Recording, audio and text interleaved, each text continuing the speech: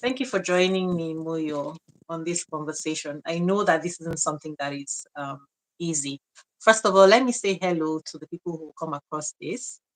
Right. Thank you for joining us on this episode of Diaspora Lounge, talking about child molestation, a very difficult topic. And I have a guest who has experienced this and been victorious. And now she is spreading awareness and has been generous enough to come in to share her experience so that people can be saved from falling into it or to understand when somebody has fallen into it and a lot of the different angles that affect people. I don't want to say victims, but that affects individuals who have encountered this in life. And there is Moyo. Thank you, Moyo Ajao, Moyosore Ajao, author of The Child, The Parent, and The Perverts. Thanks for being with us on Diaspora Lounge. Perfect.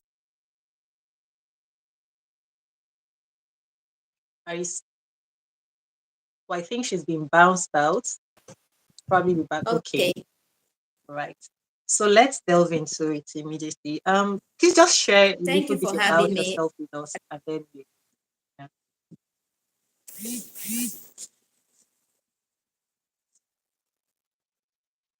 Moyo, share a little bit about yourself with us, with the audience. Can you hear me? Okay. Right. Thank you very much. Yeah, I can hear you very much. Sorry about the network. I I think there's don't a know. delay. Yes. Yes, I noticed. So sorry about the network. My name is Moyosore Dada Ni Ajao. So because I hear you say Moyosore Ajao. Well, yes, you're right. So that's what is on the book when I was Right. writing the book. But I got, yeah, yes. So I recently got married and now I'm sorry. Dada. Congratulations. Thank you. So I'm from the western part of Nigeria. Uh, I'm an advocate against child sexual abuse, or rather, I could use the word crusader against child sexual abuse. And I'm passionate about this, very, very passionate about this because, in as much as I had my horrible experience as far back as over 30 years ago, so I would think that was then. But now I see people still going through that same. It is still happening. So for me, it's like, wow. So it means we are not creating awareness enough. And, these don't know much about the safety measures to put in place. So majorly, I talk about the healing process for me, for people who are going through it, who may be struggling with healing, and then focusing more on safety measures. Hello, are you there? I am here. I'm just trying to see if I could make you the focus. But I don't think that YouTube has that Okay. input yet. Yeah.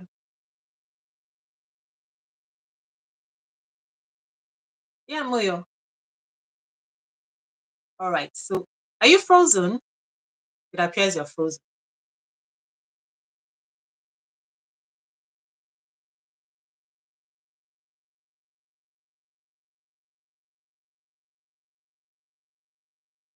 Hello?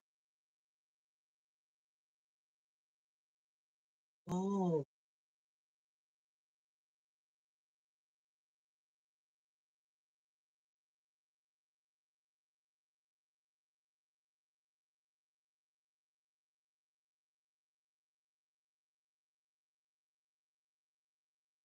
Hello, Moyo.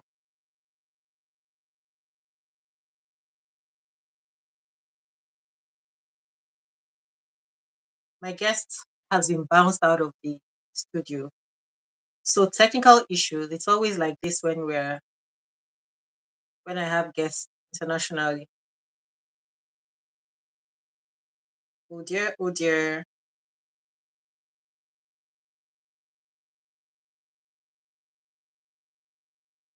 Oh, back.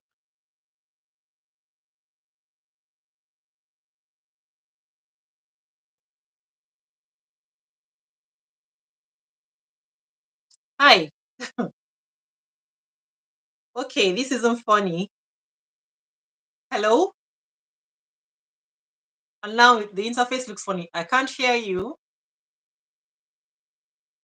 Can't hear you.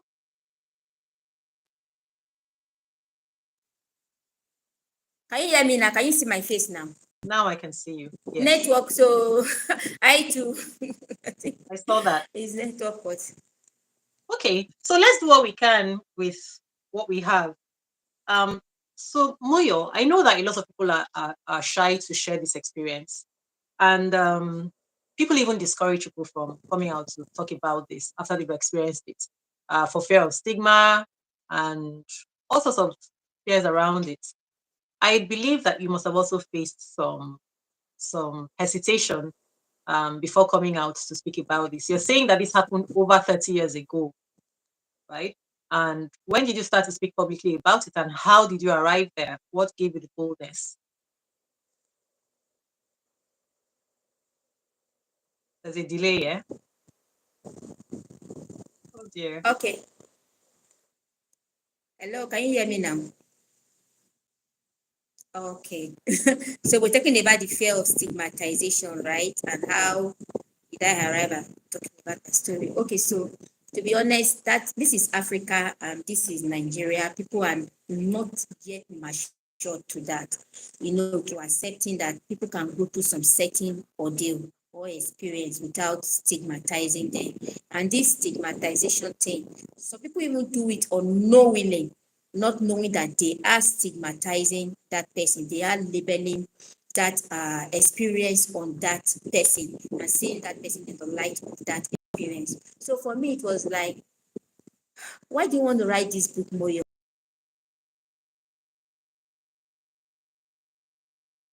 Oh dear. What Can an you hear me? experience. Yes. That was it. Can you hear me now? Yes, I can. Can you hear me? I can hear you. I can hear you. Hello? I Okay. can I can hear So, you.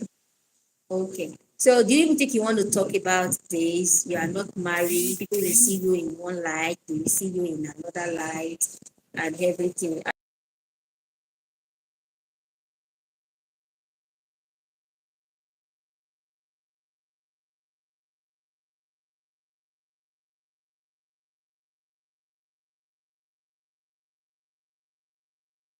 The network. I'm so sorry for this experience that you're having, whoever is there watching. I can see that somebody or some people are there behind the let me see if there's anything in the chat. The network keeps bouncing her out. Yeah.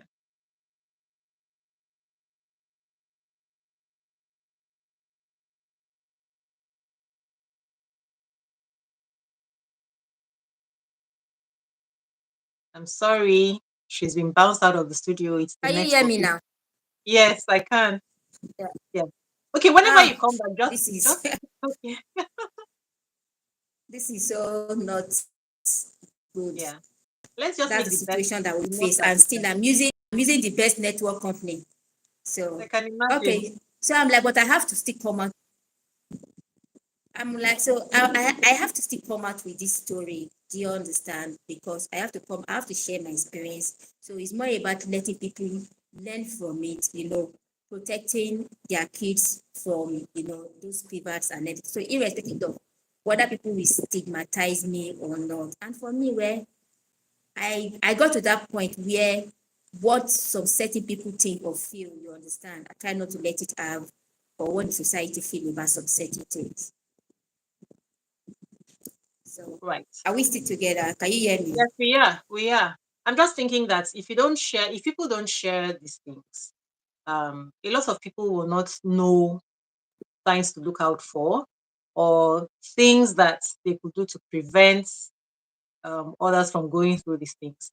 And I have a philosophy, I have a belief that in order to live the best life, what we really Yeah, need to do is to learn to be open, right? To have yeah, as few secrets as possible because it releases us from a lot of bondage.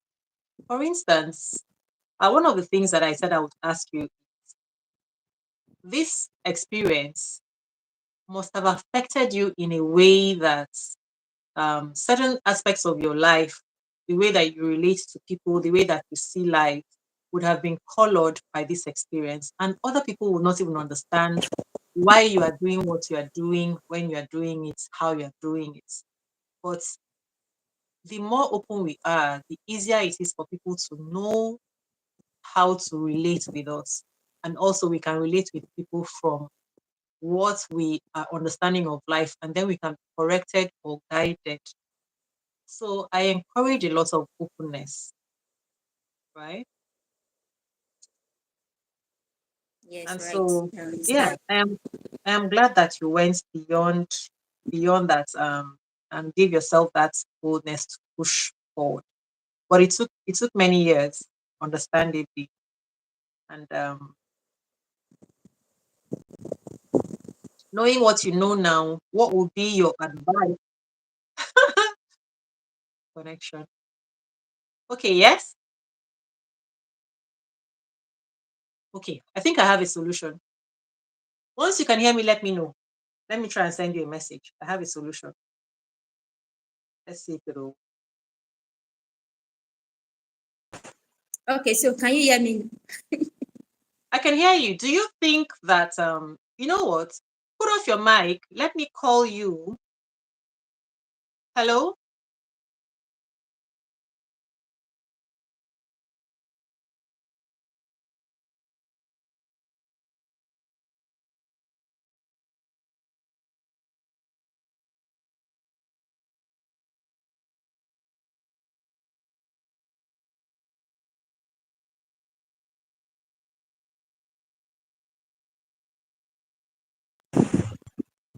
Okay.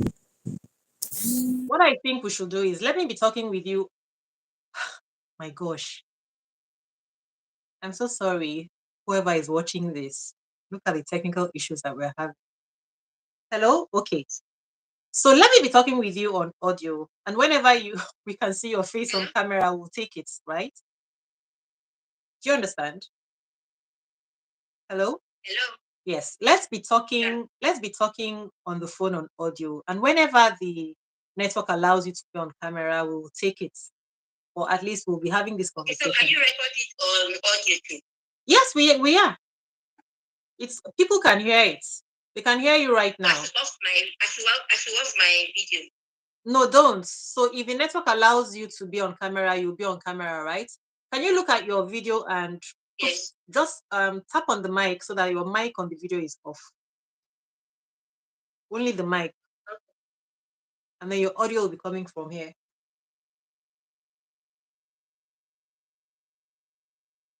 Awesome. So does this work for you? Is it okay? Because I don't know what it means for your network. Is it okay? Can you hear me? I can hear you. Is it better now? I can hear you. So now we can Can you talk. hear me, right? We can talk without interruption. Yes, I can hear you because we're not. I can't hear you either. You can't hear me, but I can hear you. Can you hear me? I can hear you.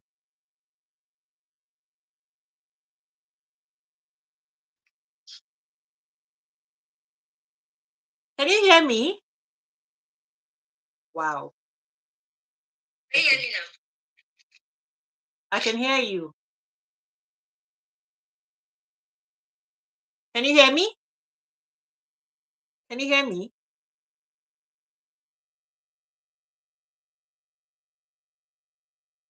Put on your mic now. Put on this mic. Put on this mic. So what I want us to do is I will be will this is unbelievable. Oh my gosh.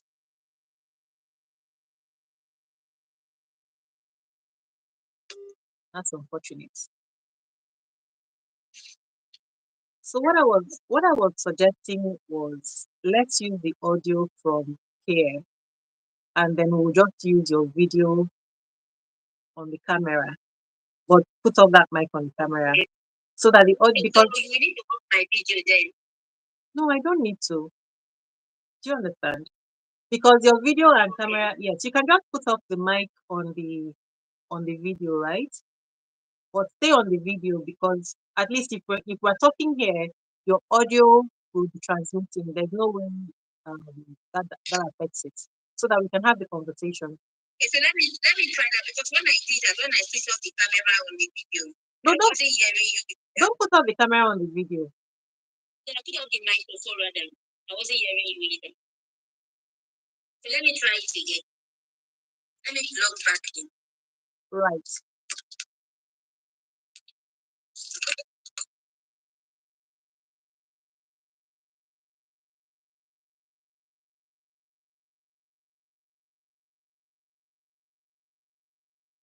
So you can hear me, right?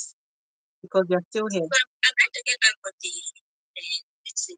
Right. So I will see you when you come. I can accept you. Okay.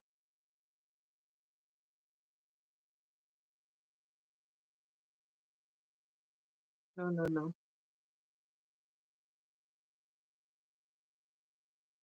But don't drop this call. Don't drop the call. Just get on the YouTube and stay on the mic here. Yes. Seconds. Let me go back to the video. I broke out.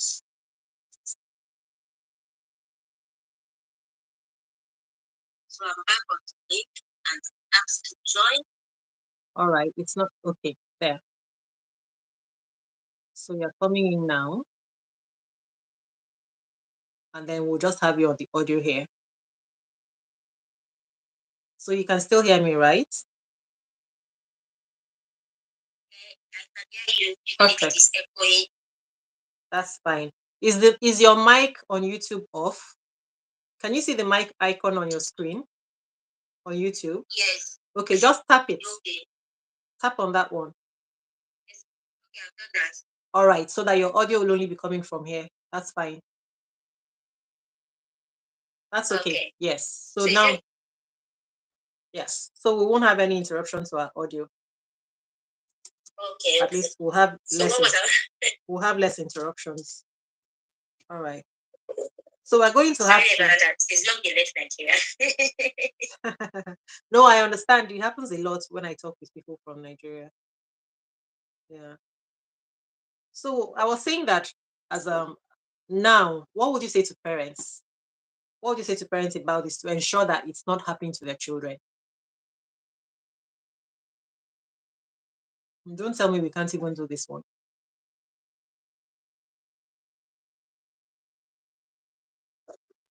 Hello? Hello? Did you hear me, Moyo? No, it went off. Oh boy.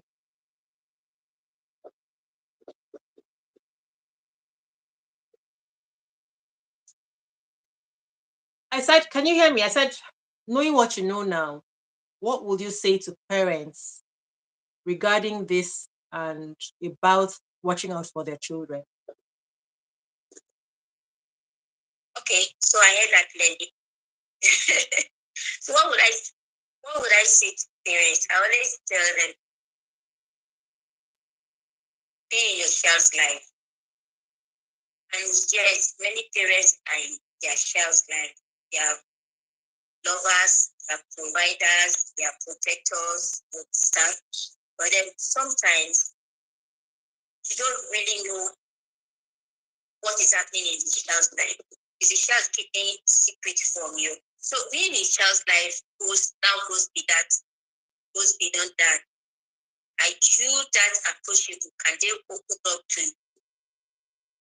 So I talk about being the friend, and I've had parents tell me, no, I can't be a friend to my child. But if your child can open up to some people out there, to their teachers or some friends, tell some people outside some things, allow them to see their weakness and their, make mistake in front of those people. Can they do it with you? So I always say, be approachable, be in your child's life.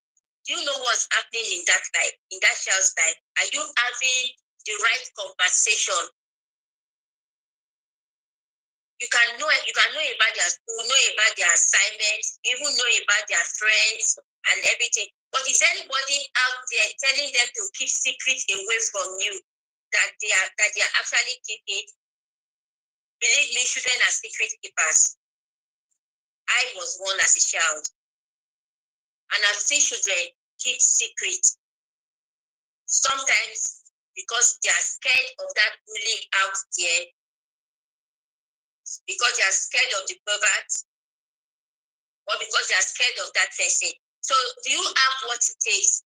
Are you capable of getting the innermost secret, that deep secret, out of that child? So, my parents were givers. I always tell people. My mother loved me. But fine, the way my father was a 9 to 5, my mother wasn't. She has a shop, but they come back tired. And as far as they are concerned, you've eaten, they've given you food. You understand? They can even give you a hug. But then, most times, even after then, it's also about them again. So how friendly are you with the child? How often do you hug that child? Do you really ask, tell me about your day?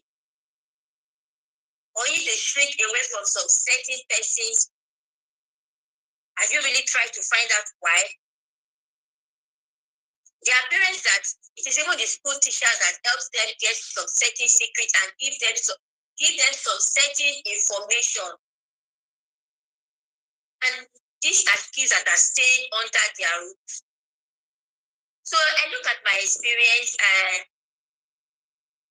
I tell people, what would you do that my parents didn't do that would protect your child and that will ensure that your child is not passing through that experience? A friend told me that for almost 10 years, this uncle, father's younger brother, was living in their house, and this thing happened continuously. For 10 years. And her parents never knew until she grew up, got married. So why would the parents know? It's not enough for you to it's not for you to provide a roof over that child, or you pay the child's school fees. It goes back to what most parents have argued. Me and my child, we can never be friends. A mother said, if she wrote it as a long WhatsApp message, me and this child, we can never be friends. You understand? Friend, and they will disrespect me. So we always have to maintain that boundary. I am his mother, and he is my son, which is perfect. But aside that, are you that person that, are you approachable?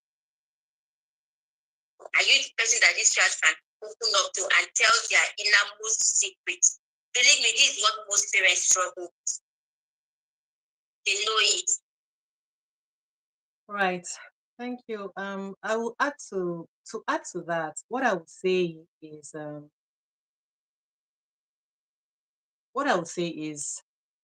actually on Diaspora Lounge, what we're focused on is the way that we process things in our minds and the changes that we need to be conscious of to make. And one of the biggest changes is, you see, this thing that we're saying about parents not being friends of the children and also wanting the children to respect and also wanting to discipline children. It actually goes to the way that we live our lives generally. Because do you know that this thing of parents not being friends with the children doesn't even end there? It's actually that we are usually not friends with even the people that we're friends with. We are usually not friends with even our siblings. We're not friends with even the people who are close to us. Even people who are married are not friends with each other.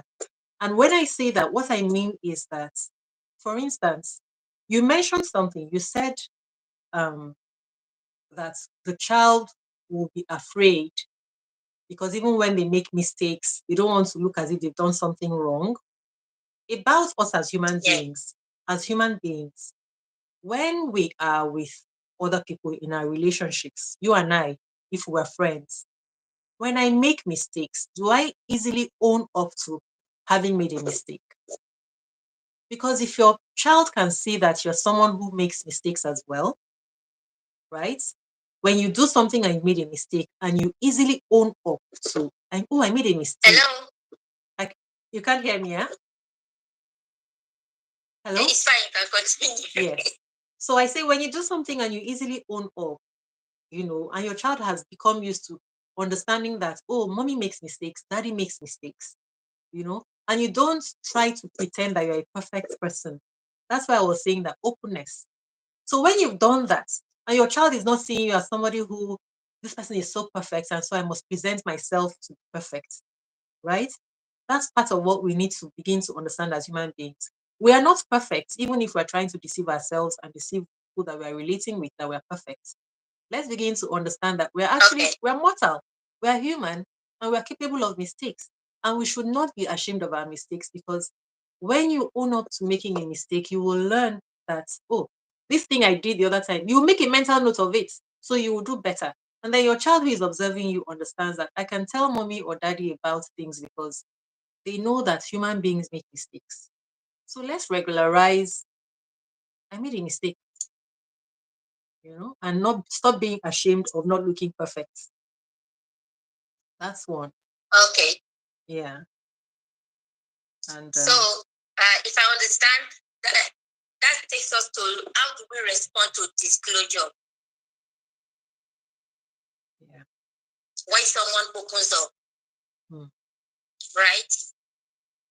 Even though the network was bad along the way, I heard you say if your child opens up to you, so what do you do?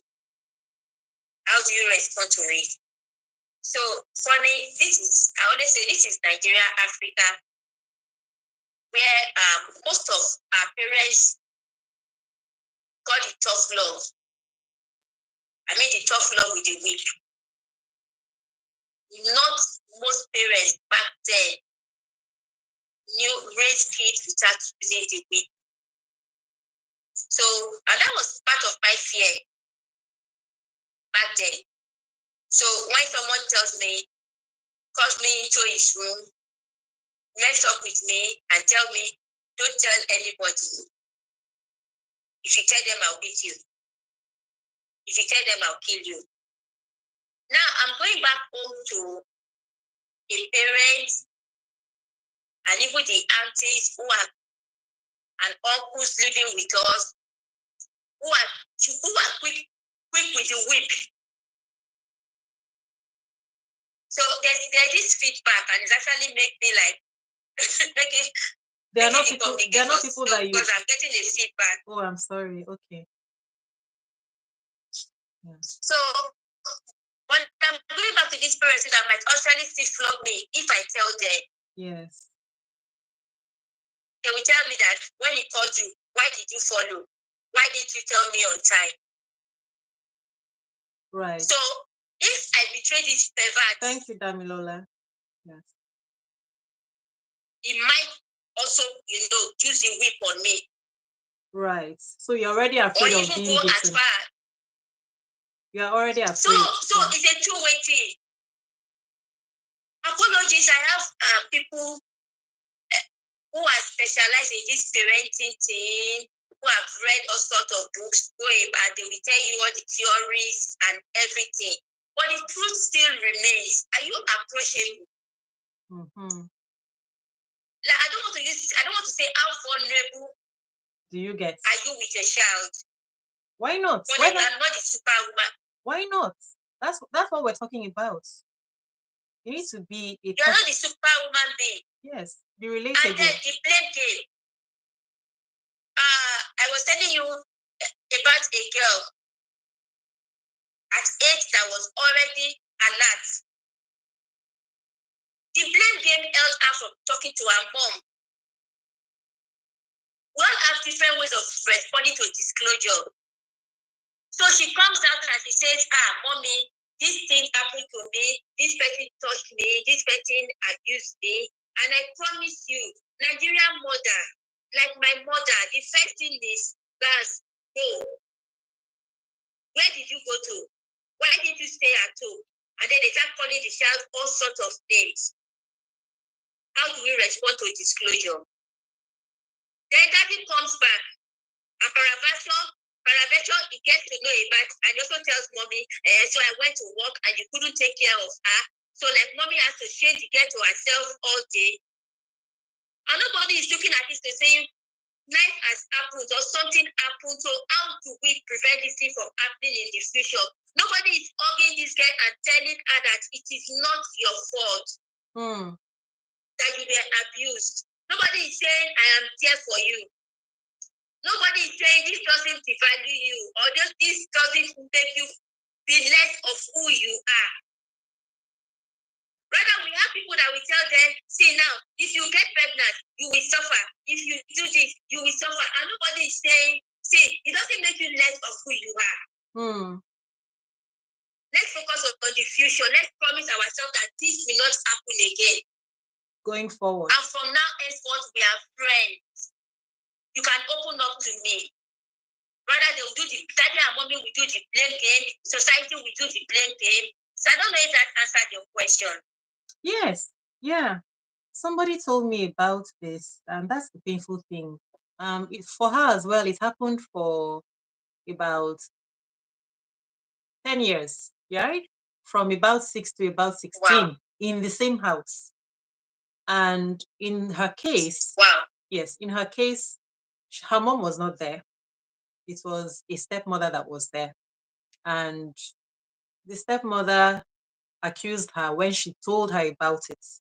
Turned around and accused her. But I know that even some moms accuse their own children, about it. Yes. So somebody might tell the mother this thing is happening with either the father or stepfather, and the mother will start to fight that child and accuse the child of having a role, the child of being the one to have lured the man to do it. So the honest truth is, this conversation, when we're talking about parents do this, don't do that, this is not for people like that. Let's just be for real, okay? Because there is no normal or sane mother or father who would hear this and start accusing the child. So I'm not going to pretend that the conversation is going to now tell them or teach them not to do that. Because people are who they are because they are who they are. Okay? And the second thing is, I also say that parenting is one of those very difficult things to do in life, very tough things to do in life that does not require anybody to show that they have a license or a degree. Nobody shows any kind of. Okay, so can I quickly say something here? Mm-hmm. Yes, please. So one of the experience I had, I was already about 9 years old or 10 years old.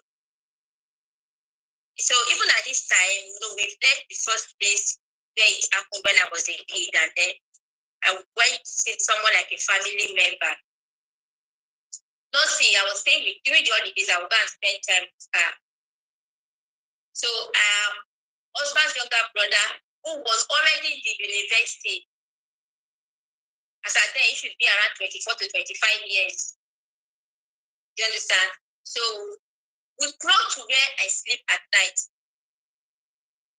So one day I woke up and I was looking at my body and I was like, okay, so it not like it could penetrate. Do you understand? Then I just knew that it was around me and I felt his semen on my body. So I woke up and at this point in time, at 9 years old, I am no longer a baby.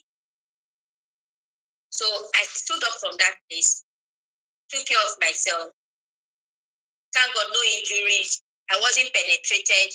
But you know when somebody is trying to masturbate on you understand?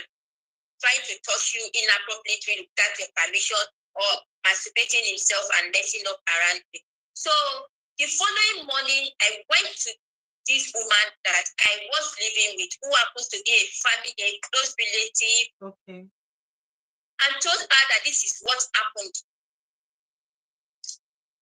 In fact, before then, it has happened like 2 or 3 times that I knew that this guy was trying to touch me inappropriately. And because I have been through this experience before, I am not a baby. So I told her, Uzo, do you know what she told me? What? She told me not to tell my mom. I wrote it in the book. And funny enough, she became more of a friend to me. So she scolded him. You understand? And there was, in fact, it was almost turning to a messy situation in the house. She scolded she you. and her husband. She scolded you. No, she scolded the guy. Okay. She scolded the guy. Okay. The guy. So at the age of 9, in fact, when they called me, I was so sharp, and I was saying, "You taught me. You did this. You came to my bed at night, and you were doing like this on my bed. You know everything." I was trying to describe what he was doing and everything. So I was so vibrant. And then the woman and her husband, they quarreled with him and everything. Now something happened. A day later, she called me into the master's bedroom. And she said, "Promise me you will tell your mom. You know we are friends. You know they will blame me. You know they will blame my husband too and everything." And can I shock you? I never told my mom. I never did. Maybe if I was this matured before she died, and I've made up my mind to come out with the story, maybe I would have told her. But because we are secret keepers again, I never told her. That's instructive. So I just wanted to. That's instructive. Even if we're secret keepers, right? There's a kind of relationship you will have with your child that nobody can keep a secret with you, that you are happy to keep a secret with them and keep it away from your parents, right? You understand what I'm saying? So yeah, a child should feel that of all the people in the world, if I'm going to have a secret with anybody, my mother or my father should be the first person on the line of people who know my secret. Then every other person can fall in line, right? But again, as I'm saying, okay, so can I quickly say this here, that parenting has evolved, and I thank God for that. I'm talking about the late 80s and the early 90s, when most of our parents, they have access to social media or won't even go for programs that will help them improve on their parenting skills, where they have about 6 or 7 children, and they are in that point of, you are not the only one, you can't kill me. So they are always close to the whip.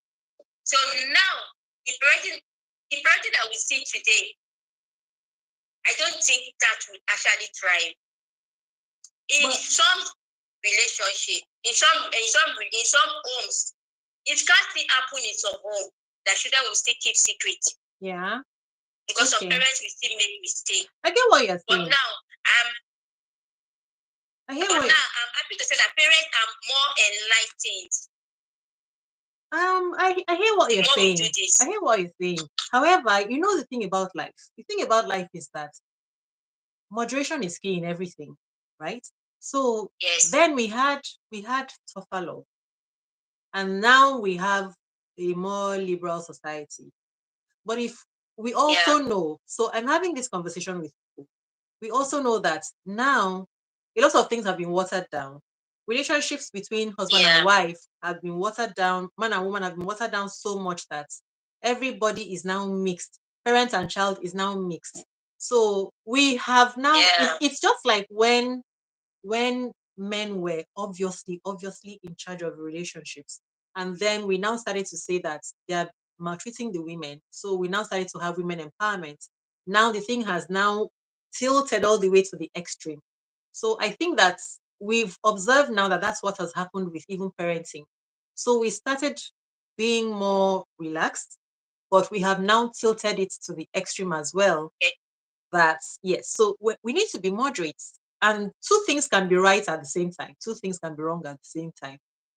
So and one of the things that I will say now is that a lot of things that we thought that we could just do naturally, you think that you can just create relationships naturally, you think that you can just have parenting naturally, Now, the truth is that you need to go and get educated.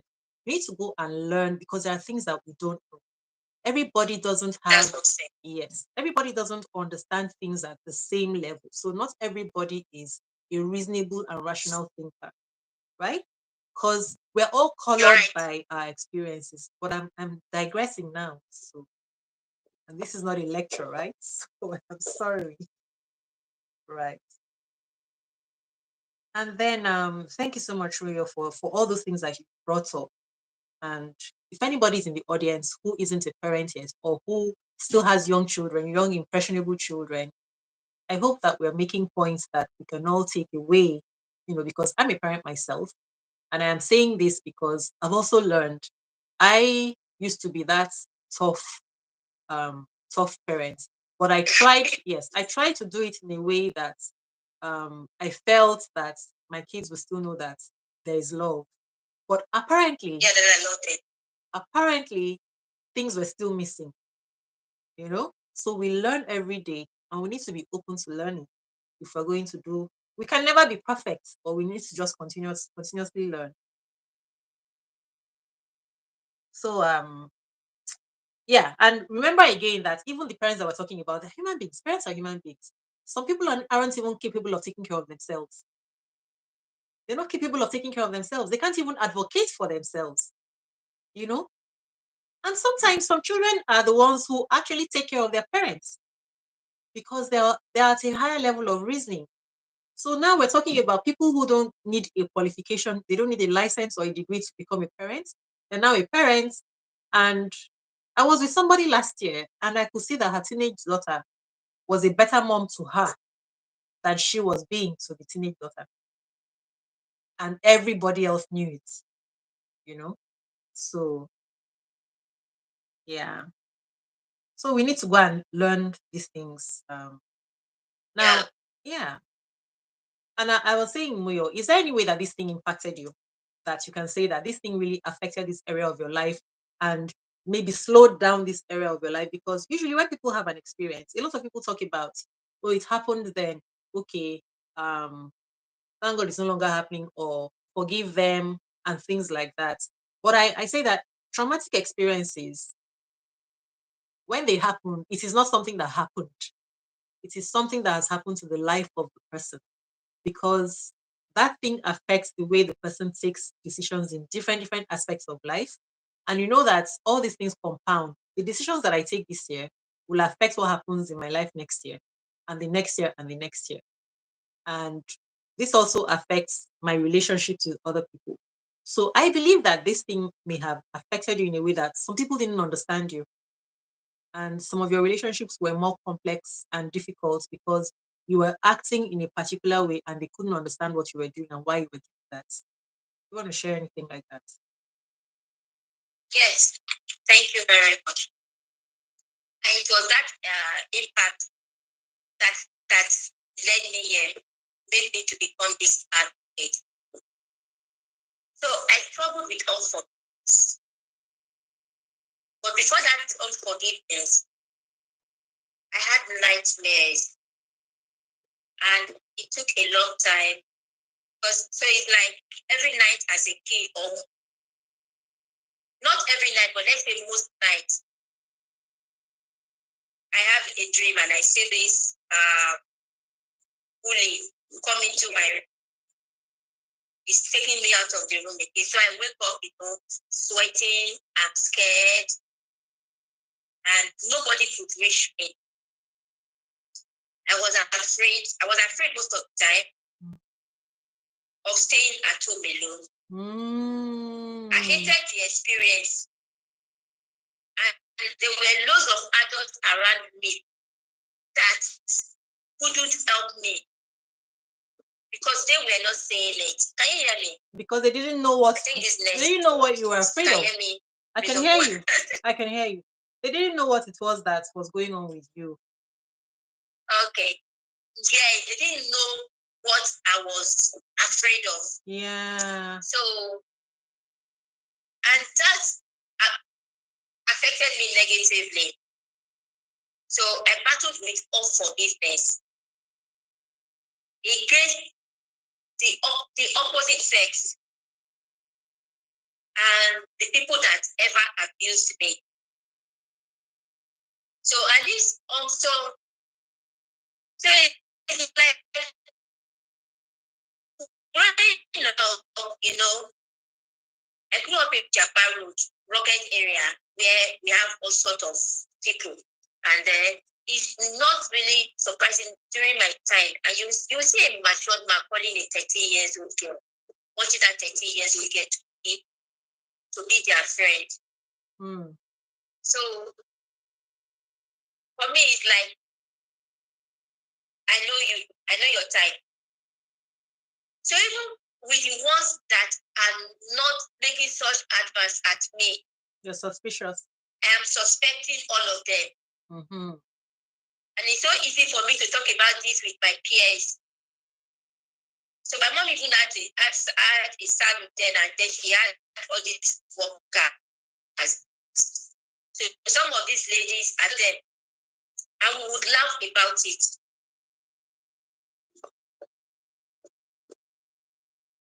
I can hear you. I can hear you. Okay, thank you. And so there were adults around too who were looking at me and who thought this girl is a spoiled child. Why? Because at my age, that's what sexual abuse does to a kid. That's not. You're already behaving like a matured girl. You're already behaving like, and they're taking your child, they're taking the person's childhood away from that person. Because you were saying things that they wouldn't expect you to say. They're having this matured they're having this matured conversations. So that means you know something that you weren't supposed to know at that age. That makes sense. Yes, because I'm already discussing with these women, talking like this. My mom had a salon. Okay. And talking as if we are adults. And some of the girls that were even 18, 19, 20, I could tell them, look at that man, he's making advances at me. And they will even tell me, collect his money. All right. Okay, I see what you're saying. So what if for me is, I will never be caught, I will never be caught alone with that person, with that fellow. But as soon as I was at the age of 13, 14, if he wants to bring his money, I was ready to collect. Okay. You understand? So, but there are other adults that's looking at this girl that sometimes you buy some things, or some of your classmates. Where do you get this money from? And they're suspecting you. And there are adults that they may also know those men. They live in that area. So it was like a face me and face you environment. And almost everybody virtually knows about everybody. Right. You understand? Yeah. Except the things you are deliberate about. That this thing of yours, you don't want them to know, or this secret. So there were people, so that was how it affected me. So there's this issue of unforgiveness. But at about the age of 1922, I made up my mind that I wasn't going to let it affect me. Because I realized that if I didn't deal with it on time, it was going to affect my life. And then when I talked to one of my pastor's wife about it, she told me, your healing can only come when you understand, decide to accept that something happened to you as a child that you didn't have control over, and you have to let it go. And you have to forgive those people and forgive yourself. So when the thought comes to your mind, instead of harboring hatred, what do? You channel the energy to helping others. The more you counsel people, the more you enlighten parents, the more you also find your own healing. Okay. And thank God I embraced that part. She said that to you, I felt like I'm Ma? She said that to you. She said that to you? I didn't get that. She said that to you? So I embraced that part. And I felt like as 2011, I registered my NGO. the Passion and Purity Foundation, because like I told you in our discussion during my fellowship with the children in my area, one of them was abused. Yes. So I got to that point that, see, this thing can continue forever. This trend can just continue.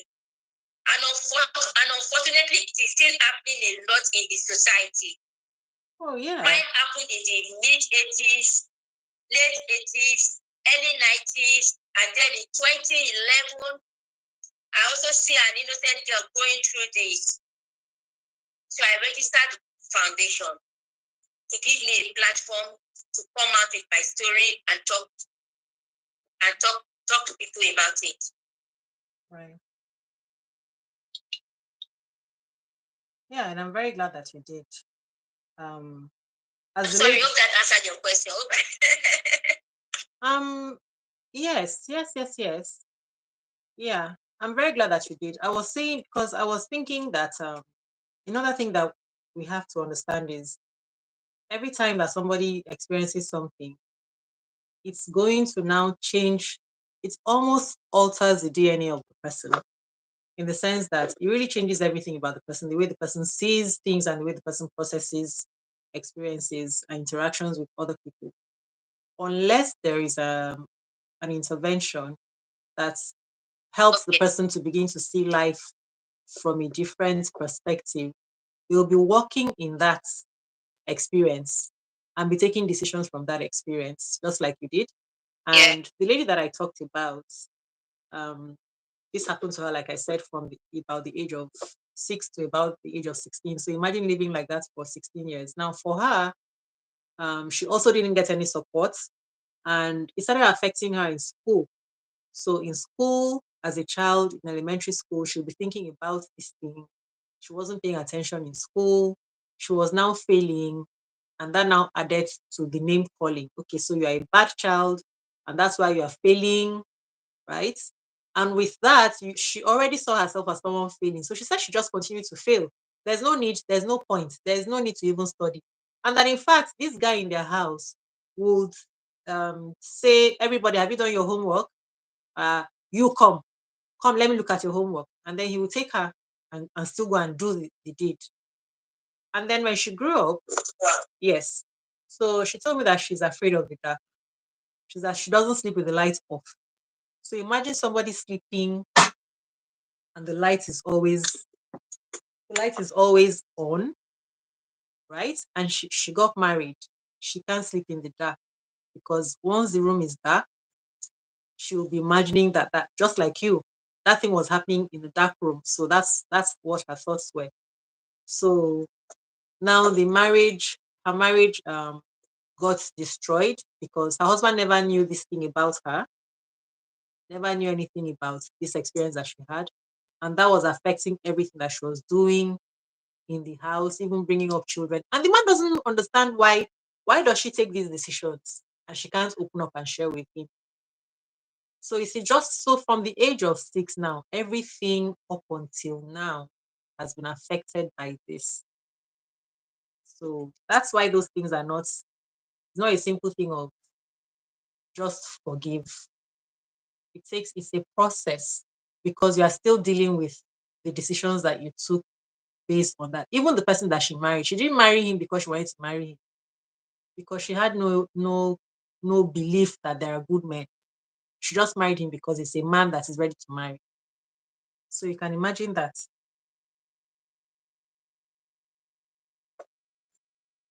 Okay. So what I'll say is, healing from abuse Mm, is a unique and individual process. mm, mhm. It's just like life. And we can have similar experiences, but the way we decide to respond to it Mhm. matters a lot. I think I read a quote somewhere that said that the problem is not the problem, Mhm. but your attitude to the problem. Mhm. So we all are, when To be honest, I've met people and I'll say you have to be deliberate about your eating. Mhm. And you have to deliberately say to yourself like a confession, I am not going to let this thing destroy me. Let me give you two Perfect examples statements. here. Perfect statements. Perfect statements. Joyce Meyer was sexually abused. And she made up her mind. In fact, as was worse. It went on for years. It made her even got married early. Her first husband, just to escape, you understand, the effect of what she was going to run away from it. God bless you. She made up her mind. She wasn't going to let this thing destroy her. What did she do with her pain? She channeled it into helping others find healing from trauma. Right. She's talking about it. Right. Now let me give another example. The popular R&B singer, R. Kelly. I read a lot about his story when he was sentenced to life imprisonment and everything, about the case against him has to do with sexual assault. If not everything, but at least 90% of the case against him has to do with sexual assault against children, against women, against the vulnerable, people who couldn't defend themselves against him. Now, when I dug deeper into his story, he was abused as a kid. What did he do with the pain? He became depraved. And that's what sexual abuse can do. Sometimes damaged people or abused people end up becoming abusers. Yes. So when we have people who are letting it affect their marriage, they are not sexually abusing other people, but they are abusing the innocent partner. Because he's not the problem. He wasn't there when they were abused. Let's go back to the statement. Have to be deliberate. Let's go back to that. What you say? Yes, let's go back to that statement. You have to be deliberate. You have to be deliberate. You have to be deliberate about your healing. See, yes. You have to use everything in life. You want to be successful in life, you have to be deliberate about it. You want to make the best grades in school, you have to be deliberate about it. You have to be disciplined. Okay, 12 to 5, I'm in the library. I'm not mixing pleasure with work. I know when to mix up with my friends, other students. Let's go back to it. I know when to be in the library. Let's go back to it. We have to write a song with those words as the lyrics, right? Because the truth is this. No, it's like this, because somebody will be watching you now and they'll be saying, maybe who knows what she went through, the path that she went through, how she's feeling that she's healed. But the way that I'm feeling, it's not as easy as that. Right? That's what somebody will be saying. And I just want us to remember something. I said again that this platform, I want us to always be introspective in the things that we absorb from the society, from the world. Because the truth is this, when people talk about abuse or negative things, everybody wants to hear the story. Everybody wants to hear, right? And hearing these things, and then people will be saying, oh, that person is a bad person. That person is a bad person. They did this thing to this person. They did this thing. And they're telling you, oh, sorry, right? So people begin to live as a victim. When you begin to live as a victim, a lot of us have experienced different negative things. This person's zone is this person's zone is this person's zone is this, right? And before you understand what life is, you will be telling the stories of this thing happened to me. If you know what happened to me, this one happened to me. Well, you see, those stories do not help us. I'm not saying we shouldn't tell our stories. Tell those stories, But then what you do is now use that experience as a stepping stone. Instead of staying in, because of this thing that happened to me, I'll be doing this, or I'm doing this, I'm doing that. Don't allow it. So Don't allow it. So let's say on that word that you said, they carry around and is it go about as if they are the victim. Yes, of course, they are the victims. And the abuser is long gone, living his life. So why is that person still suffering his or herself? Why? We have just one life. One life to live. So vehemently refuse for anybody to take your life. Yes. Don't let any situation, any circumstances take away your joy, take away your peace, make you live less than what you were originally designed to be. I will use this opportunity, right? If you're listening to this, I want you to go into the videos catalog on this channel. There's one that I titled I think I titled it "Unfuck Your Life," right? You know, when you use a fork to hold something, you are held down. Look for the video that is titled "Unfuck Your Life" and watch it. That's exactly what you are saying. You can't allow another person to take your life and put it in their armpits and be walking around and enjoying themselves. Take back control of your life. That you were created and given that life. Take back control of that life. Don't allow it. Thank you. Yeah. That's what's said. So for that experience, that lady you talked about earlier on that got married, you understand? And then people like that, they need to be deliberate and make up their mind to take control, to take back their life, just like you said. And I listed some points here.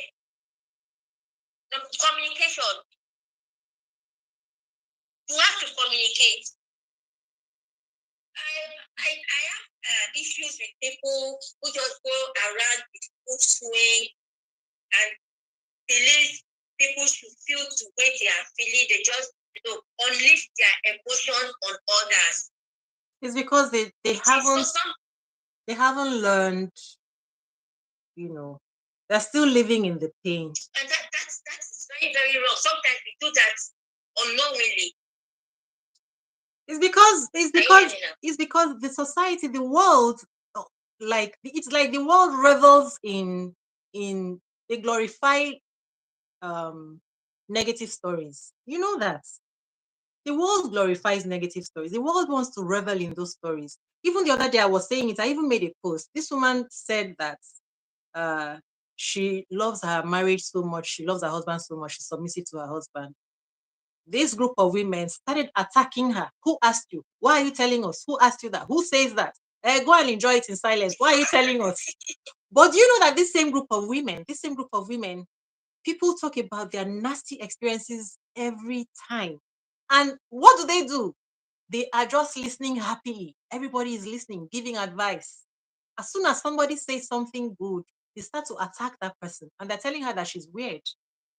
They're telling her directly that why are you sharing this? Imagine that. And so people get used to.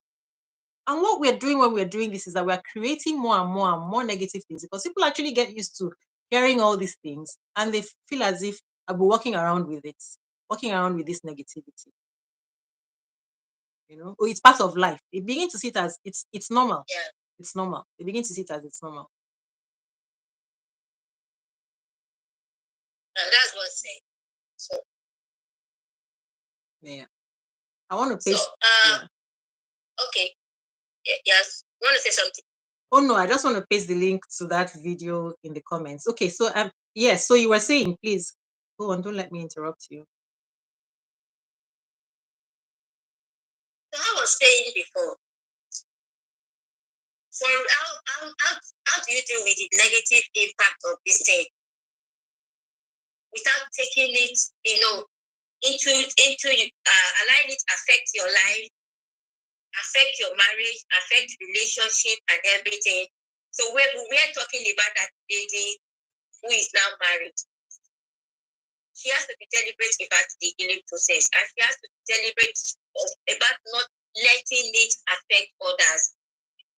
Not and letting. you can't take the role of communication out of this. Yes. So how are you getting married to somebody and you are still keeping that secret? The secret you kept from your parents that you suffered alone. Yes. So you're going to spend the rest of your life with this person.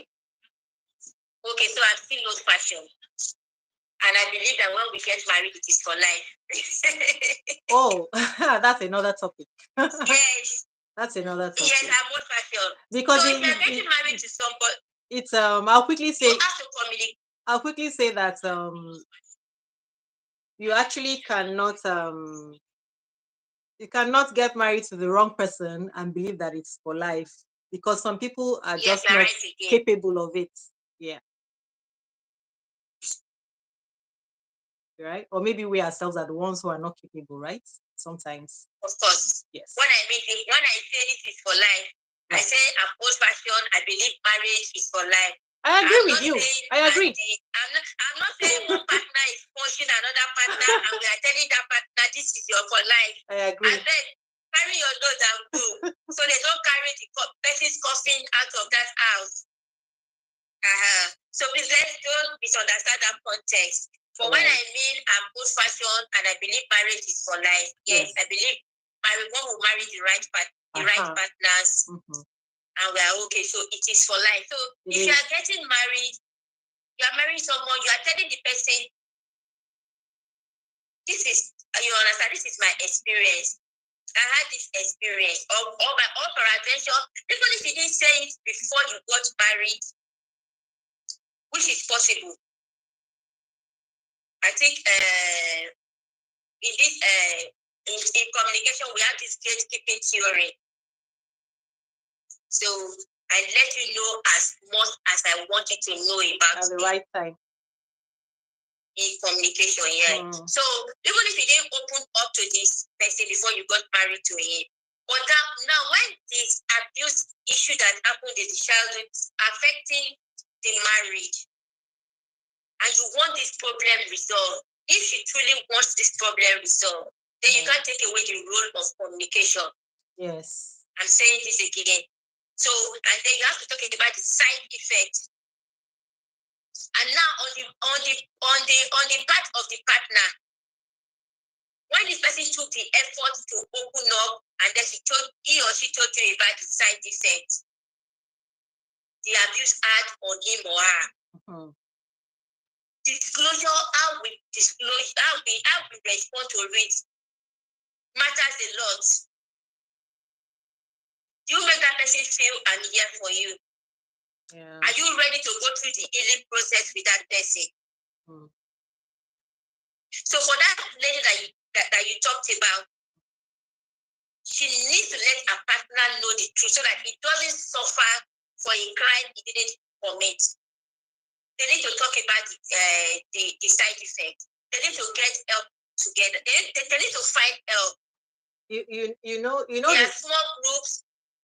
You know where they can get help from. Yeah, you know the complication with that. The complication with that is that you have married somebody that you don't even communicate as partners, right?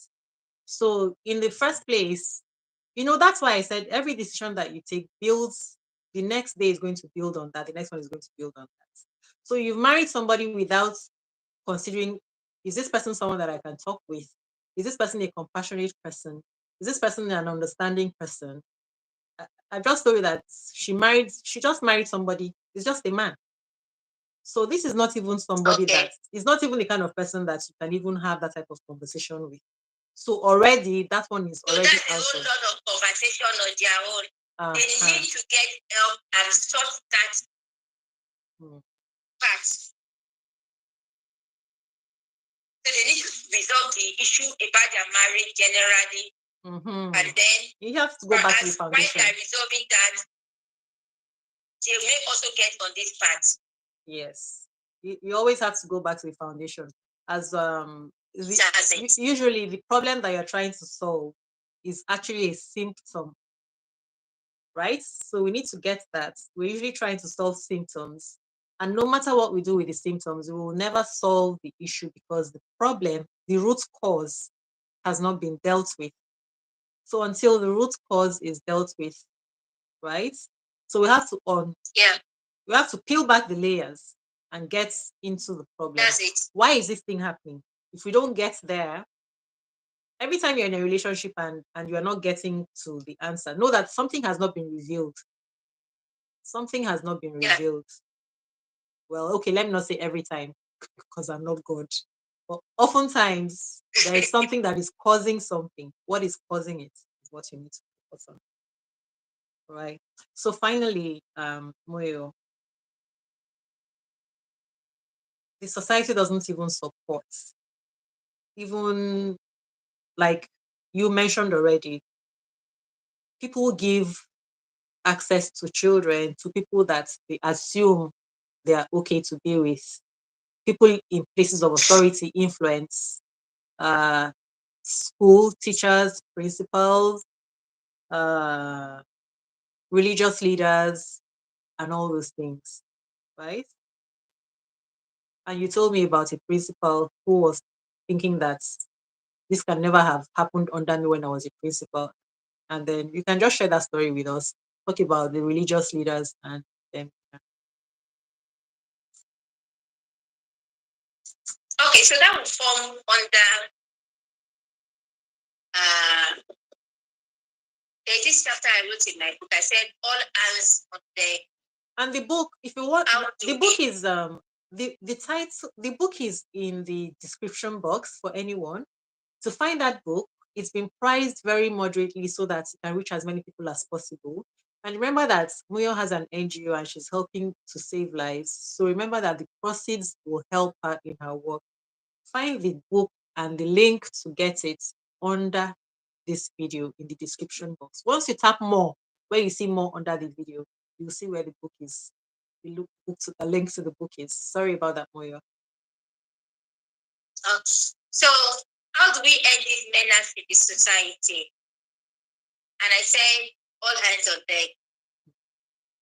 The religious leaders, the government, and the educational sector. We have to raise more awareness about this. Use our platform to talk to our kids on safety measures. Educate them. Tell them not to follow strangers. And yes, not to talk to strangers too. And when the handshake is going beyond the elbows, your children should know when to draw, not to be timid. So that particular story you were talking about, I gave my friends my book, childhood friend and everything. And her mother was a pastor, a school principal, and she was well learned, someone other parents even look up to. So she gave my book to her mom, who also knows me growing up, and the mom read it. So when we saw, she was like, wow, you're fantastic job. Well done. And then she said, you know what? Growing up in Warri, we know most parents made mistakes. They were not there for their kids, and they didn't know how to parent. She was like me. I was a principal and I was a pastor, and I was very educated. So I understood all this. So nobody could come to my house and try that rubbish. And the daughter who is already in her early 40s, I think with 4 kids, said, Mommy, you are wrong. I was abused in that app. And she was like, yes. I think right there on that table, that statement just shook the whole table. Just shook the table, and she mentioned about 3 names to her mom.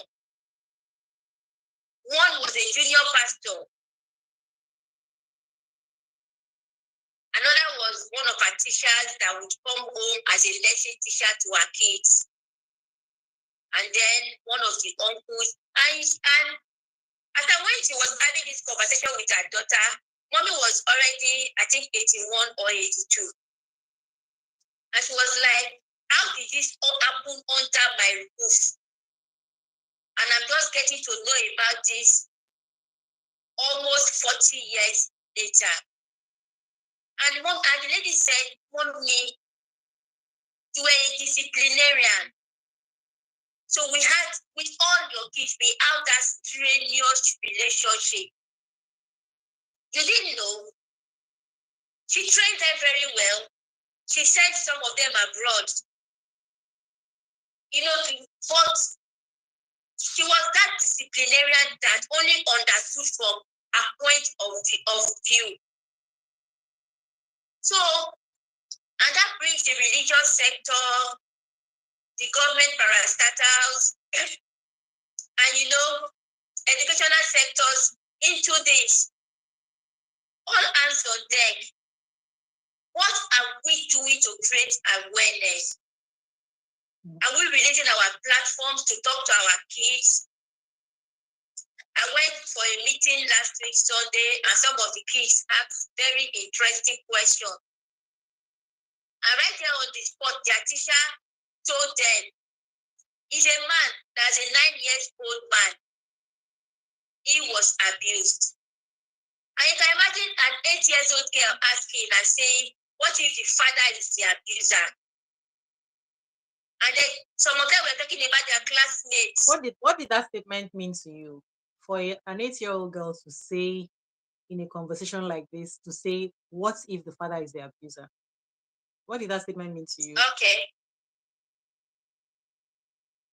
So I had a PowerPoint presentation and I said, who to trust? Okay. And then I have another slide that was going to tell them to trust this set of people until they start behaving, inappropriately. Then you can report them. Because I'm not to create fear in their minds. They are kids. I'm not going to tell them life is a very wicked place. You don't trust your father, don't trust your mother. So when I got to that particular slide of who to trust, I said your parents. Another your parents is your mom, your dad, your guardian. And then this guy stood up and said, what if the father is the abuser?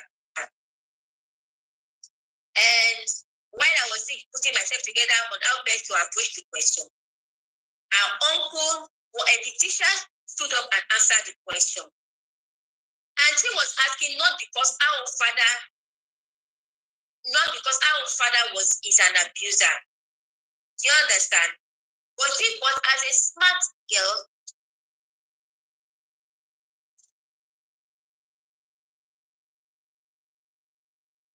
Hello?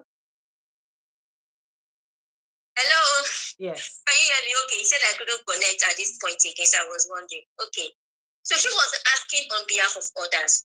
And unfortunately, we've also seen instances, even online, where the father is the abuser. In Nigeria, a father messed up with his 3-year-old daughter last year. Yes. It was on Leader Ikeji's blog. It was one of those blogs. His own daughter, a father. Yes. So what if the father is the abuser? So she wasn't far from that question. But my duty is not to tell them the father can be the abuser, the uncle. My duty was not to tell them safety measure. Right. Because I'm focusing on, preventive measures, not to push fear in their mind. Right. I'm focusing on them opening up to their parents. Most importantly, it is important for them to know that they don't have to keep secret for someone. Anybody tells you, don't tell mommy. That is when you should go and tell mommy, tell daddy. Right. So I hope that helps. Yes. Yeah, that's good. That's fine. As for the religious people in authority, religious authority, we have to remember. Yes, but the government parastatals, we need to make the policies that we support. Are we joking? Abusers. We need to. No, I think that we have to actually be. So there are a lot of things not helping abusers. Most people don't want to talk about it, format and open up about it. I think getting justice Okay. Hello? Yes, I can hear you. Hello? Yes, I can hear you.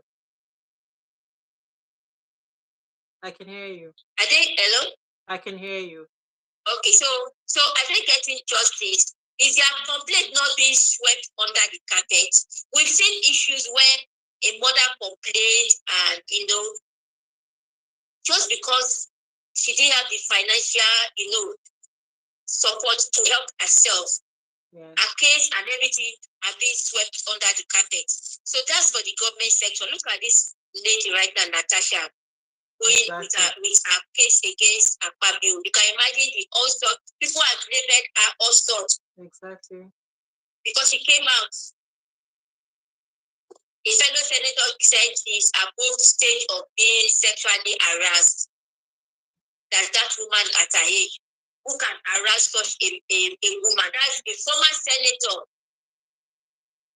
Another man came out who is also a senator who she recently sued to court and is saying she's a blackmailer, she's a gaslighter, she's this, she has 5 kids for 5 men, she blackmailed her husband into marrying her. Also, so the government said, so what are the policies in place to support people like this when issues happen, when they come out with their complaint? Therefore, the educational sector, are we using our platform enough to create awareness?